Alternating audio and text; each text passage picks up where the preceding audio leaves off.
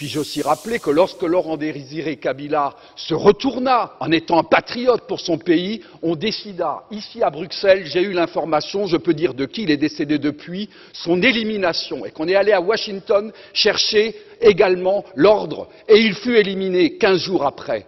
Et puis-je rappeler qu'on est allé chercher alors Joseph Kabila en se disant, ce jeune, on le manipulerait parce qu'il n'était pas il était de nationalité rwandaise et qu'on allait en faire un président. Bonjour, M. Jean-Claude Mobeya. Bonjour. Oui, dites-nous un peu, la situation se complique davantage au pays, là, au Congo. Qu'est-ce qu'il faut faire pour vraiment affaiblir le président Joseph Kabila? Merci beaucoup pour la question. Je crois que la première des choses, les Congolais doivent savoir que si Joseph Kabila a géré ce pays pendant 16 ans, c'est grâce aux Congolais. Les Congolais qui sont assoiffés du pouvoir, les anciens collaborateurs de Mobutu qui n'ont jamais été rassasiés. Ces gens-là qui sont en train de rêver toute leur vie être au pouvoir, ce sont eux qui font la force de Kabila. Vous voyez les gens comme Kengo, les gens de Tambo Mwamba. Nous étions des bébés. On a écouté ces noms-là. Regardez aujourd'hui. Je commence à voir les cheveux blancs. Ils sont toujours nos dirigeants. Quand vous regardez en Europe, quelqu'un comme Macron, c'est un jeune qui a 39 ans. Mais vous voyez tous ces vieux-là, c'est leurs petits-fils. Ces gens-là qui ont l'expérience, comment patrouiller la constitution, comment changer, comment maîtriser le peuple, comment tromper. Les mêmes de là, ils font des discours, ils apparaissent à la télévision. Mais mon frère, ce ne sont pas des gens que les Congolais pouvaient commencer à tolérer. C'était des gens, ils passent comme ça à la télévision le soir. On l'enlève chez lui. On va vers les Mitendi là-bas, vers le Bas-Congo. On ouvre, on creuse une terre, on les met vivants. On filme ça. On remplit la terre jusqu'à ce qu'il crie, jusqu'à ce qu'il disparaît. La terre est partout. On met des grosses pierres là au-dessus. Le lendemain, un autre il passe pour condamner cet assassinat et tout ça. 2 semaines plus tard, on le trouve calciné dans sa voiture. On le trouve donc la tête en bas, le pied en haut, pendu. Donc on a tué. Si on commence à trouver comme ça un ministre, on le coupe la tête, on va mettre devant son bureau le matin, les gens viennent au travail, ils trouvent la tête, et les gens crient. Si il y a des choses comme ça, vous verrez que Kabila va réfléchir 2 fois. Ça c'est de 1, parce que ce sont ces gens-là. Kabila c'est un grand peureux, contrairement à ce qu'il vous montre. Chaque fois qu'il y a une pression de la population, comme le 19 décembre, Kabila avait fui déjà le pays. Même maintenant, là, quand vous voyez, il y a la pression sociale qui est en train de monter. Vous le voyez, est-ce qu'il est encore à Kinshasa? Vous le voyez tantôt à Chikapa, tantôt à Kisangani, tantôt à Lubumbashi. Il n'est plus stable à Kinshasa. Il vient de faire les remaniements là. Bon, les remaniements de Bisengimana, tout ça. Ben, les gens qui comprennent bien, c'est entre autres, il y a un coup d'État. Peut-être que les Rwandais, ils ont vu que Kabila veut faire tomber leurs intérêts. Il voulait faire un coup d'État pour placer Bisengimana. Il connaît un peu le Congo, il peut maîtriser. Peut-être, c'est une hypothèse. Soit qu'on l'a enlevé pour que Kabila puisse faire un faux truc là. On dit non, coup d'État, il laisse le pouvoir entre les mains de Bisengimana. C'est quelque chose comme ça. Donc, il ne faut pas qu'on dise non, on a enlevé Kanyama. Oui, on l'a enlevé. Mais ceux qui sont entrés là, Amour, là, c'est un tueur. L'homme de MLC là, un vrai tueur. Quand il prend la police, c'est pour tuer. Comme il y a la marche, notre soulèvement du 17 août. Donc on doit prendre toutes les précautions. Et l'autre là, Kassongo, qui est l'homme qui a fait l'altercation avec le Premier ministre Sami Badibanga, qui voulait voler tous les véhicules de la primature pour envoyer, je ne sais pas, à Kabeya, Kamon ou tout ça. C'est ce monsieur-là, Kassongo. Donc vous comprenez que ces gens-là, ce sont des gens qui sont en train de soutenir Kabila. Même celui qui vient d'arriver, Chibal, un locataire qui souffrait à Kinshasa là-bas, qui avait des dettes jusqu'aux dents. Les dettes de Matungulu, les dettes de pain, les dettes de Ngouba ici, les arachides, les dettes de sardines dans le coin. Donc un monsieur comme ça qui débarque pauvre à Gombe, il a des immeubles, il a des appartements. Donc ces gens-là, ce sont des cibles qu'on doit neutraliser à tout prix. Ce sont des gens comme ça qu'on doit s'attaquer. Les faire disparaître. C'est eux qui font la force de Kabila. Si Kabila se sent isolé, il n'a plus de collaborateurs, je crois qu'on aura franchi une étape importante. Deuxième cible des Congolais, actuellement pour affaiblir Kabila, ce sont les mining. Principalement les Chinois, les Pakistanais. Vous savez, à l'époque de Mobutu, mon frère, je vous dis que Mobutu n'admettait pas que les étrangers puissent entrer dans les zones A, les zones où il y a les minéraux, au Kasai, au Katanga. C'était réservé aux entreprises nationales, comme la MIBA, la GECAMINE. Et tout passait par la GECAMINE. Si un investisseur veut acheter du cuivre, tout ça, il signe des contrats en bonne et due forme avec la GECAMINE. Quand Mobutu a vu que tous ces multinationaux commençaient à lui faire des chantages, oh non, il faut revoir les pourcentages et tout ça, Mobutu a dit, ah, vous vous moquez de moi. Ça, ce sont des ressources épuisables. Aujourd'hui, si je veux brader ces histoires, les générations qui viendront n'auront rien. Mobutu a protégé ce pays-là. Non seulement au niveau des frontières, même les ressources. On ne faisait pas ce qui se fait aujourd'hui. Les pillages systématiques aujourd'hui. On prend tout, on met dans les véhicules, ça sort. Voilà pourquoi même les Congolais disent que Katumbi et Kabila ne se sont jamais séparés. C'est Katumbi, entre autres, qui ont fait la fortune de Kabila. Kabila a plus de 25 milliards de dollars aujourd'hui.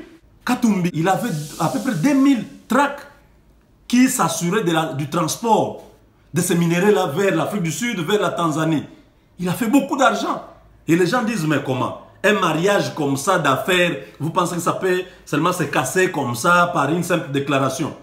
Ce sont des intérêts. Au-delà de tous les discours politiques, les gens disent que non, ces gens-là ne se sont jamais séparés, ils sont ensemble. Vous comprenez? Donc nous disons qu'aujourd'hui, pour affaiblir Kabila, il faut s'attaquer à ce mining. Il fait même pour de bons résultats, de meilleures performances. Oh, c'est moi, nous venons de réaliser tel chiffre. Et ce chiffre-là, nous les Congolais, nous ne voyons pas. Pendant que la Banque centrale manque de devises, tout l'argent rentre chez eux.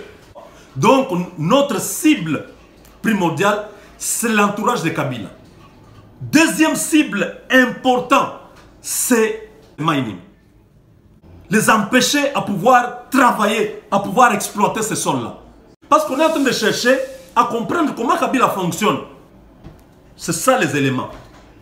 Si vous vous attaquez à son régime-là, la majorité présidentielle-là, avec tous ces gens qui sont autour de lui, vous vous attaquez à l'aspect économique, donc les mining-là, vous les empêchez à exploiter, c'est fini. On a affaibli ces messieurs-là. Ce qu'il a déjà gagné, il peut garder ça. Mais maintenant là, on ne va pas les laisser continuer à exploiter les sols congolais. Tous ces Chinois-là, qui sont... Kabila a signé des contrats léonins avec ces gens, où le gouvernement se retrouve avec 10% du revenu. 90%, ces gens-là qui viennent, ils viennent seulement comme ça, on leur donne la terre, on évalue les gisements, 10 milliards. Dans les 10 milliards, le Congo va avoir seulement 1 milliard. Les 9 milliards, ça va aller dans les poches de ces gens-là. Et les 1 milliard même là, ce n'est pas le Congo qui prend. C'est Kabila qui s'arrange avec ses conseillers, à l'époque, le Katumba Mwanke, qui récupérait cet argent-là, qui allait mettre ça directement dans les îles vertes. Aujourd'hui, il a d'autres conseillers qui sont en train de se charger de ça, comme M. Yann. Vous connaissez M. Yann? Les gens ont toujours cherché qui avait organisé cette histoire de Genval-là. C'est M. Yann, qui est l'ami de Katumbi, l'ami de Kabila, qui avait fait le rapprochement de tous les opposants, les mettre ensemble pour les frapper, tuer Tshisekedi, faire disparaître l'opposition, comme ça, Kabila peut rester tranquille. C'est M. Yann qui est en train de s'occuper de ces opérations-là. Il faut s'attaquer à ces mining-là. Le matin comme ça, les gens viennent pour travailler dans les carrières là-bas. Ils trouvent que tous ces engins-là sont en feu. Qui a fait ça, on ne sait pas. Ils viennent comme ça, ils trouvent que les câbles là de Inga qui viennent alimenter leurs usines est déjà coupé, saboté. Vous comprenez? Les bureaux incendiés. Quand on commence à faire comme ça, et devant les portiers, devant les maisons de tous ces blancs-là qui viennent exploiter nos sols, les Chinois là, on leur laisse un message. Nous avons attaqué votre entreprise. Si vous ne quittez pas, on va vous attaquer aussi. Parce que Kabila est illégal, il est illégitime. Il est en train d'épuiser les sols congolais pour s'enrichir, lui et sa famille. Kabila a pris 25 millions. Il a mis dans un bateau là, un ancien bateau français qui était déjà abandonné, qui était presque dans une procédure de décomposition. Il a réhabilité ça, c'est devenu un yacht sur l'océan. Il va faire beaucoup d'argent. 25 millions, pendant que les gens boivent l'eau de caca à Kinshasa. L'eau sale, l'eau qui n'est pas traitée parce que la régie des eaux n'a rien. Les gens qui sont à Kinshasa, ils n'ont pas à boire. Mais lui va mettre l'argent là-bas. Kabila prend 2 400 000 dollars, 2 400 000. Il va en Namibie, il va acheter 400 animaux qu'il va mettre dans ses zoos, dans ses parcs pour commencer à les contempler. Qu'est-ce que ça veut dire? Il veut vous dire que je ne suis pas prêt à pouvoir partir. Les gens suivent. Peuple congolais, l'article 64, on doit s'élever. On doit chasser ces gens. On doit chasser les régimes de Kabila. Ce sont des criminels. Batouana, ceux qui totiki bangona mboka. Talandenge, azo continue ko somba bato opposition. Donc nous n'avons pas une classe politique sur laquelle on peut espérer aujourd'hui. Ceux qui sont encore télémité, n'espérons pas sur la classe politique. Bato tout ça comme on a baolenganko, baosa ba déclaration. Aujourd'hui ils sont où? Vous comprenez? Nous avons besoin que tous les leaders d'opinion, les leaders des partis politiques, Félix Tshisekedi avec ton rassemblement, les syndicats d'Okol, parlez au peuple. Dites au peuple, le 7 août, c'est le jour du départ de Kabila. Ne cherchez pas à divaguer, à spéculer, non, le 31 décembre, non, non. Ne cherchez pas d'autres dates, non, il faut se soulever. Se soulever où? Quand? Il faut dire aux gens, il y a quelqu'un qui a parlé du 7. Nous tous, nous sommes derrière lui. Les pasteurs, l'église catholique, vous tous rejoignez Nemwanda Nsemi. Je vais ici informer à l'opinion que la femme de Nemwanda Nsemi est déjà libre. Libre comment? À l'ANER, ils ont vu débarquer un général qui est connu de la DEMIAP, qui a demandé qu'on puisse libérer la femme de Nemwanda Nsemi. Quand un autre responsable de l'ANER est arrivé quelques heures plus tard, on lui informe que non, chef, on a libéré la femme de Nemwanda Nsemi. Celui-là dit, par qui? Qui vous a donné l'ordre? Il dit non, général tel. Celui-là prend le téléphone et il appelle. Le général répond, il dit non, je ne suis pas à Kinshasa, je suis à Kisangani. Je suis avec le chef ici. Il dit comment ça? Donc Nemwanda Nsemi a porté l'image de ce général pour venir libérer sa femme. Vous imaginez? Aujourd'hui, nous n'acceptons pas Nemwanda Nsemi. Hier, c'était Lumumba, on ne l'avait pas accepté. On l'a combattu par les mêmes Congolais. Aujourd'hui, nous faisons de Lumumba notre héros national. Nemwanda Nsemi, voilà, il invite tout le monde. Nous voulons que chacun de nous puisse intérioriser ce message. Que chacun de nous sorte ces jours-là. Les militaires doivent être avec le peuple. Tous les militaires, nous vous demandons de mettre seulement un bandana sur la tête. Un bandana blanc qui montre que vous êtes en paix, vous êtes avec le peuple. Venez avec tout ce que vous avez. Le peuple doit se prendre en charge avec ce qu'il a. Donc ceux qui ont les forces traditionnelles, ils amènent Bakake. Hein, les Nkuba, les tonnerres là du Kasaï, amenez ça.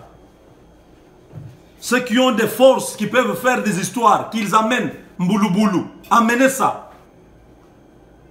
Les tout mini-mini, amenez ça. Les Nyokayantok, les Ntambwa, hein, Koi.